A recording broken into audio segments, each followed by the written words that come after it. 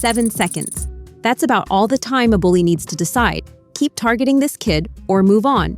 Behavioral experts know that social hierarchies are established fast, often before a word is spoken. Kids unknowingly signal victim by shrinking, freezing, or getting angry. So parents say, just ignore it. But that standard advice actually makes this worse. In the psychology of dominance, silence looks exactly like submission, which makes your child a bigger target every time. Today, we're breaking down the confidence anchor, a psychological framework used to retrain those signals. In the next 11 minutes, you'll learn the exact body language, mindset shifts, and 3 verbal scripts that interrupt a bully's reward cycle instantly. Most parents say, just ignore them or walk away. And that comes from a place of fear.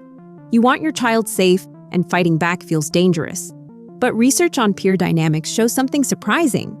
To a bully, silence doesn't look like strength. It looks like submission. Walking away doesn't say, I don't care. It says, I can't handle this. What most parents don't realize, every time your child stays silent, the bully learns that this behavior works. Silence isn't a shield, it's a signal. So what's the alternative? Not fighting back, but not hiding either. Ignoring is pretending you didn't hear them. That's avoidance. We want assertive indifference, looking right at them, grounded and completely unimpressed. And it starts with what's happening inside your child's head. Layer 1, mindset. Words only hurt when they land on the heart. We're going to teach your child to catch those words mid-air before they get there. The breakthrough came when we stopped teaching kids to be tougher and started teaching them to be discerning, to sort what's true from what's garbage. Tonight at dinner, teach your child this visualization. Imagine a clear shield around you. When someone says something cruel, the words hit the shield first, not your heart, not your identity. The shield catches it. Then ask one simple question. Is what they said true? If the answer is no, it's garbage. And here's what you do with garbage. You don't pick it up. You don't put it in your backpack. You step over it and keep walking. Practice this tonight. Your child says, someone called me stupid. Pause. Before you comfort, ask one question. Do you think that's true? Then wait. Let them answer. What you're teaching isn't denial. You're teaching discernment. Because confident people don't absorb every opinion thrown at them. They filter first. Once the mindset shifts, the body follows. And that's what bullies see first. Layer 2, the body. What bullies see before your child says a word. The way they stand, hold their head, occupy space. Confidence is felt before it's spoken. Bullies scan for physical cues before your child speaks. Slumped shoulders, nervous laughter, taking up less space. They're opportunists, looking for anyone who seems unsure. So teach your child the tree roots visualization. Feet grounded, weight evenly distributed. Imagine roots growing down from the soles of their feet into the earth. Or tell them to imagine their feet are heavy, like they're glued to the floor. Body steady, chin level, not down, not up. Shoulders open, not hunched forward. This posture communicates one simple thing. I belong here. Now, here's the breakthrough that's effective for kids who struggle to look anyone in the eye. One simple redirect. Tell them, don't look at their eyes. Look at their eyebrows. It feels like eye contact to the bully, but removes the intensity for your child. They can hold that gaze without feeling exposed. This single adjustment has stopped bullying situations for kids who couldn't maintain eye contact before. Practice this while they're telling you about their day. Remind them, tree roots, eyebrows. Make it a game, because under stress, we default to what's automatic. Make grounded posture automatic.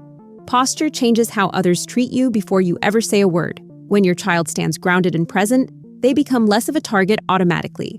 Now we add the final layer, and this is where most kids sabotage themselves. Layer 3, tone.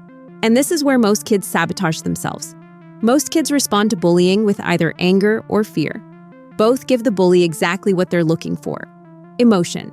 Bullies feed on reaction. Anger feeds them. Fear feeds them.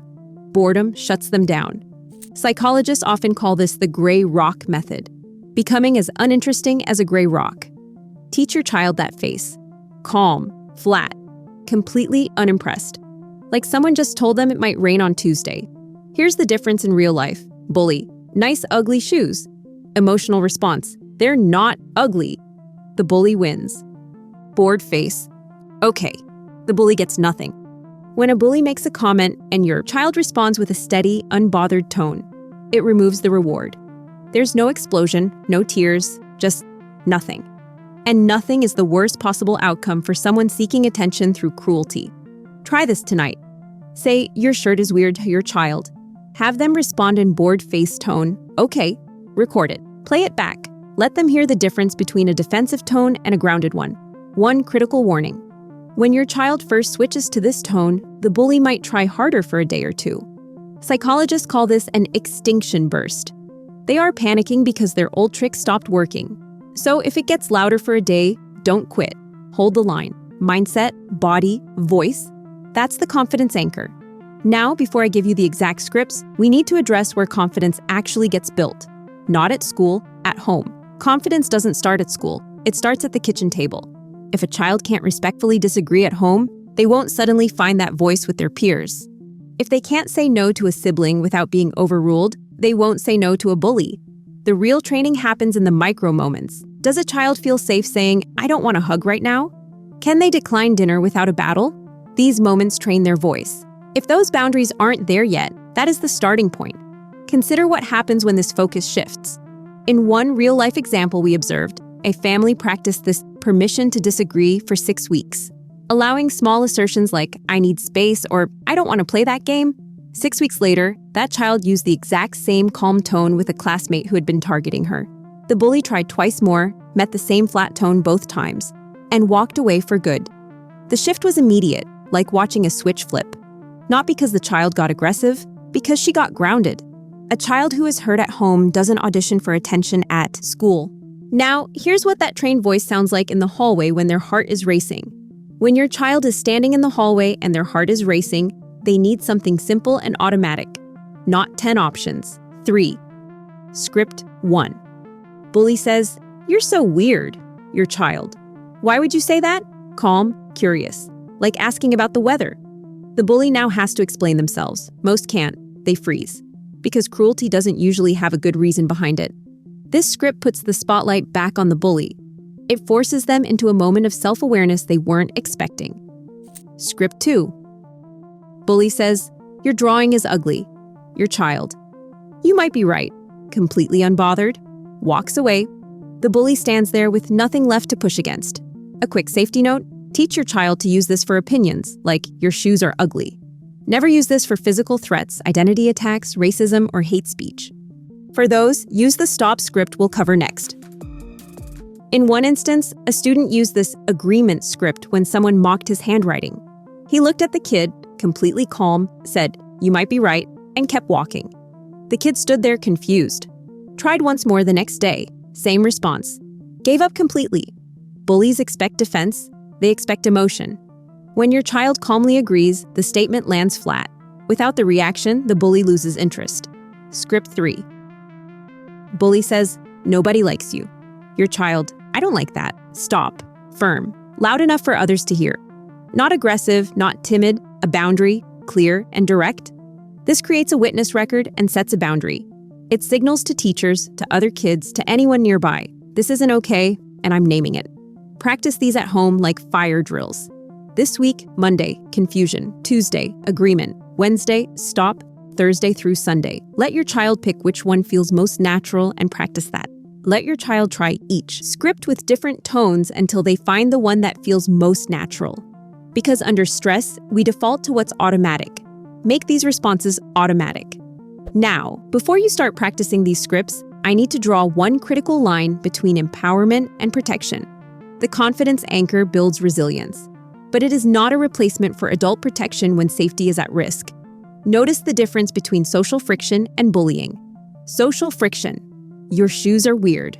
Once, your child shrugs it off. Bullying is different. It requires 3 things: intent to harm, repetition, and a power imbalance. That means the bully has more social influence, is physically bigger, or is older, and your child feels helpless to stop it. That's the pattern. When it crosses that line, when there are threats of physical harm, harassment based on who your child is, or you notice sudden withdrawal, fear, or dramatic behavior changes, you step in immediately. The confidence anchor builds their internal shield. But when safety is at stake, you become their external shield, always. You document, you involve the school, you advocate fiercely. This framework builds your child's strength, but you are their protection when the situation demands it. Remember that 7-second moment from the beginning? When a bully decides whether to keep targeting your child, and your child stands there wondering if maybe they're right? The confidence anchor doesn't erase that moment, but it changes what happens next. Instead of internalizing the words, they evaluate them. Instead of shrinking, they stand grounded. Instead of replaying the moment all night, they let it go. This isn't just about surviving 4th grade. You're raising an adult who knows their worth, who sets boundaries without apology, who doesn't shrink when someone tries to make them feel small. The confidence anchor, mindset, body, voice, isn't a quick fix. It's a framework they'll use for the rest of their life. Tonight at dinner, practice the bored face and role-play one script 3 times. Pick script 1. Why would you say that? And role-play it 3 times. Then let us know in the comments which script fits your child best. And if you've used any of these techniques, share what happened. Your child's power starts with the signal you help them build at home. And here's the part most parents miss. The words you use at home decide how strong this anchor really becomes. If you want to see the one phrase that quietly builds real confidence, start with the video on your screen now